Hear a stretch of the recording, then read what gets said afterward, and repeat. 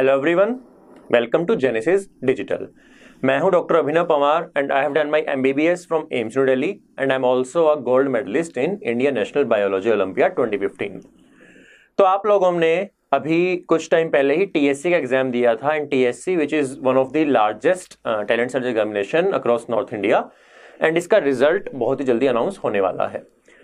I hope आपकी जो rank आपने एक्सपेक्ट की थी उसके आसपास ही आपका रिजल्ट आता है। If not then you need to carefully analyse your paper and आपको देखना है कि आपने क्या मिस्टेक्स की थी एंड आप उस मिस्टेक को कैसे फ्यूचर में अवॉइड कर सकते हैं। Today will discuss the biology portion of class 9th। तो आई वॉन्ट कि आप अपना पेपर अपने साथ में लेके रखिए एंड मैं जैसे जैसे जो चीजें बोल रहा हूं आप उसको पेपर में या किसी सेपरेट नोटबुक में नोट कर लीजिए जिससे वो फ्यूचर में आपके रीडिंग के और एनालिसिस के काम आए। तो let's start with question number 1। Question number 1 is the process of cell division by which most of the cells are divided for growth is called। तो जब सेल ग्रोथ के लिए डिवाइड करता है बच्चों, तब उसका जो जेनेटिक मटेरियल है, जो डीएनए है, वो हर बार रेप्लिकेट करता है, मतलब डबल होता है एंड फिर दो में डिवाइड हो जाता है, जिससे बार बार डिवीजन के बाद भी डीएनए कंटेंट सेम रहे। इस तरीके के सेल डिवीजन को हम बोलते हैं mitosis. So answer is option C, mitosis. अगर सेल डिवीजन होती है गैमीट्स बनाने के लिए, भाई स्पर्म या ओवम बनाना है, उस टाइम पे डीएनए रेप्लिकेशन नहीं होती है, क्रोमोसोम्स जो है वो हाफ हो जाते हैं एंड उस प्रोसेस को हम मियोसिस बोलते हैं। बट इन्होंने ग्रोथ बोला है तो answer would be C, mitosis. Let's move on to the next question. Next question is undefined nuclear region containing only nucleic acids. ना आई गेस आप में से बहुत लोगों ने आंसर इसका गलत किया होगा। आपने तो क्रोमोसोम किया होगा, जीन कुछ भी किया होगा सुन के न्यूक्लिक एसिड्स यानी कि डीएनए या आरएनए, लेकिन ये वर्ड पढ़ना बहुत जरूरी था, अनडिफाइंड। अनडिफाइंड मतलब सेल के अंदर कोई डेफिनेट प्लेस नहीं है जहां पे न्यूक्लिक एसिड मिलेगा।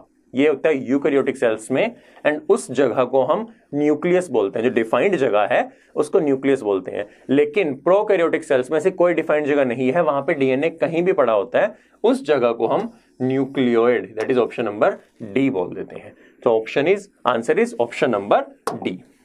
Let's move on to the next question. Next question is water movement in plant shows osmosis resulting in contraction and shrinkage of cell। तो अगर आप प्लांट सेल को किसी ऐसे सॉल्यूशन में डाल रहे हैं जो प्लांट सेल से हाइपरटोनिक है, मतलब उसकी कॉन्सेंट्रेशन प्लांट के जो साइटोप्लाज्म है उससे ज्यादा है, तो क्या होगा, water will move out from the cell into the solution and ये वाटर मूव कर जाने से जो प्लाज्मा मेम्ब्रेन है और जो साइटोप्लाज्म है वो श्रिंक कर जाएगा, छोटा हो जाएगा एंड इस चीज को हम प्लाज्मोलाइसिस बोलते हैं। Plasmolysis, option number D. Word तोड़ो आप, प्लाज्मो प्लाज्मा मेम्ब्रेन या साइटोप्लाज्म एंड लाइसिस मतलब टूटना या श्रिंक होना। तो अगर आपको कोई आइडिया नहीं था इस क्वेश्चन का, तब भी आप वर्ड तोड़ तोड़ के, जो कि मैं एक ट्रिक बताता हूं हमेशा अपने बच्चों को कि बायोलॉजी में, फॉर दैट मैटर किसी भी सब्जेक्ट में, आपको कोई चीज नहीं आ रही है, आप सिंपल वर्ड तोड़ के देख लो। वर्ड ब्रेक करने के बाद क्या मतलब बनता है, आपके most of the questions easily हो जाएंगे। एग्जांपल देता हूं दूसरा, एंडोसाइटोसिस। एंडो मतलब इनसाइड, साइटो मतलब cell. Endocytosis movement inside the cell. तो ऑप्शन देखो क्या ये बन रहा है, नहीं बन रहा है एंड ए और सी तो बिल्कुल ही नहीं हो रहे हैं, तो आंसर वुड बी डी। तो ये ट्रिक्स यूज किया करो, यही चीजें हैं जो एक एवरेज और एक टॉपर को डिफरेंशिएट करते हैं। टॉपर पहले ही, एवरेज बंदा पहले ही बोल देगा कि ये तो सिलेबस से बाहर है, मुझे नहीं आता, लेकिन टॉपर लास्ट टाइम तक लगा रहेगा यार कुछ तो कोई हिंट होगा जहां से क्वेश्चन हो सकता है। एंड आई वांट कि आप लोग उसी तरीके से सोचें। कभी भी एग्जाम टाइम से पहले मत सबमिट करना, लास्ट सेकंड तक भिड़े रहो, डटे रहो कि कोई भी आपका जो हिंट है मिल जाए एंड आपका क्वेश्चन सॉल्व हो जाए।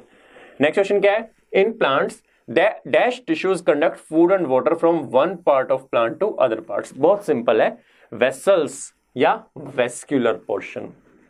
इवन ह्यूमंस में या एनिमल्स में जो हमारी ट्रांसपोर्टेशन होती है दैट इज ब्लड की, वो ब्लड वेसल्स से होती है, उसको भी वेस्क्यूलर टिश्यू बोलते हैं। तो आप वहां से भी इजीली लिंक बना सकते थे अगर आपको आंसर नहीं भी आता था तो भी। Next question is differentiation leads to the development of various types of. Differentiation एक प्रोसेस है जिसमें एक सेल, जो सेल किसी भी फॉर्म में कन्वर्ट हो सकता है, वो एक स्पेसिफिक फॉर्म ले लेता है। एग्जाम्पल, कोई एक सेल है जो डिवाइड हो रहा है, डिवाइड होने के बाद कुछ भी बन सकता है, रूट, स्टेम, कोर्टेक्स का सेल, मेडुला का सेल, कुछ भी बन सकता है। The process by which this cell is converted to a permanent cell, कि ये सेल कन्वर्ट हुआ एंड एक रूट का सेल बना लिया इसने, इस प्रोसेस को हम क्या बोलते हैं, डिफरेंशिएशन बोलते हैं, एंड इससे बनता है परमानेंट टिश्यू।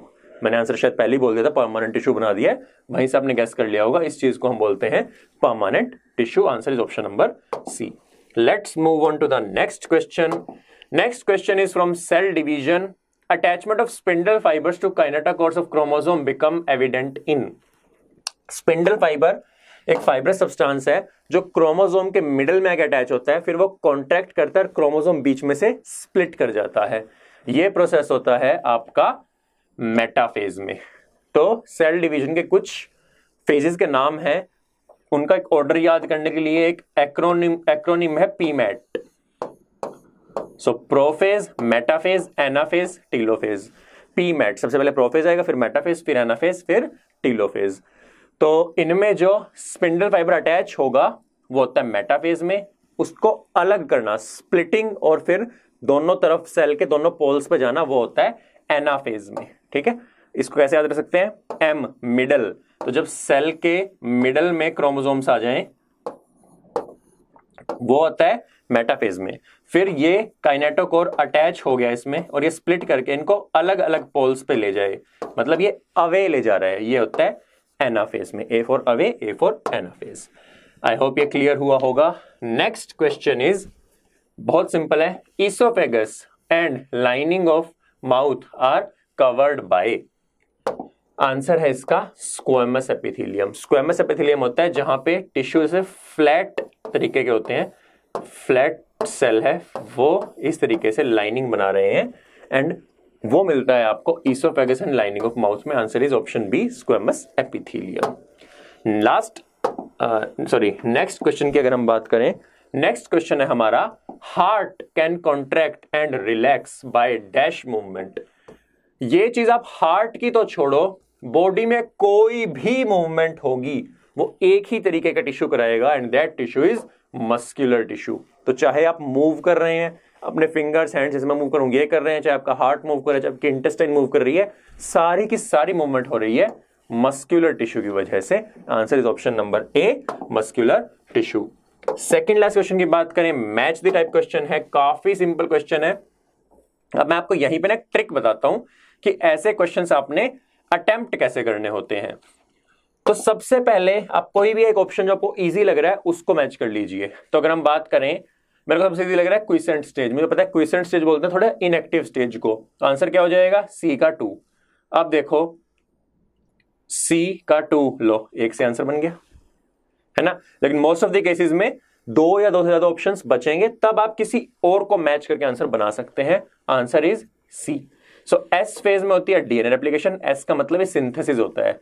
बी में होती है G2 फेज में होती है प्रोटीन सिंथेसिस, एंड जो आपका G1 फेज है उसमें interval of between mitosis and initiation of DNA replication को हम G1 फेज या गैप 1 फेज बोल देते हैं। लास्ट क्वेश्चन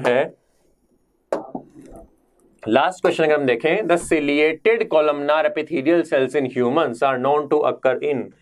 नाम में ये सिलिएटेड, सीलिया है, तो अगर ये कॉलमनार, कॉलम लाइक, कॉलम मतलब पिलर लाइक सेल है, उसके एंड पे सीलिया है, तो ऐसा एपिथेलियम कहां पे मिलता है, कहां पे मिलना चाहिए आपके अकॉर्डिंग। आपको मैं कहता हूं कि मुझे क्वेश्चन आता ही नहीं है, इसको मुझे स्मार्ट तरीके से एनालाइज करना है।